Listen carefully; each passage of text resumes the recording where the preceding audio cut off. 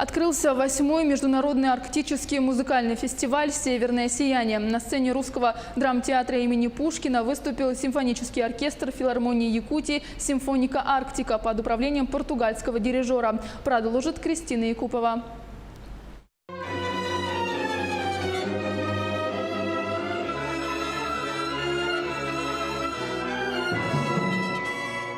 Впервые на сцене Русского драматического театра имени Пушкина выступает большой творческий коллектив филармонии «Симфоника Арктика» под управлением португальского дирижера Жоао Тиагу Сантуши. Солистом выступил лауреат международных конкурсов, габаист Тиаго Куимбра. Первая цель – распространять, насколько можно, португальскую культуру. Хочется, что через музыку были связи с Россией. Хочется русской публике представить нашу музыку. И особенно нам важно, что именно русский коллектив, русский оркестр играл нашу музыку. Я играю впервые за много лет второй концерт для гобоя английского композитора Рутленд Боутон.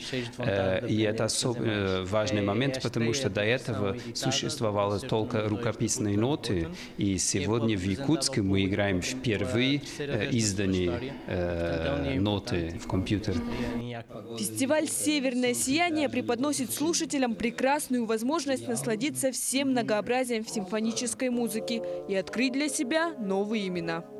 Впервые для нас, якутян, это знакомство с музыкальной культурой Португалии. Произведение именно для гобоя с камерным оркестром интересно тем, что оно было написано в 1937 году и исполнялось всего лишь один раз именно в 1937 году.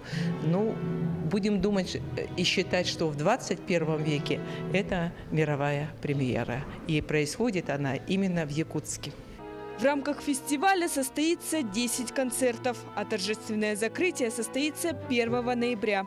В культурном центре «Сергеляхские огни» выступят солисты из Санкт-Петербурга и Казахстана в сопровождении оркестра «Симфоника Арктика» под управлением заслуженного артиста республики Фабио Мастранджелло.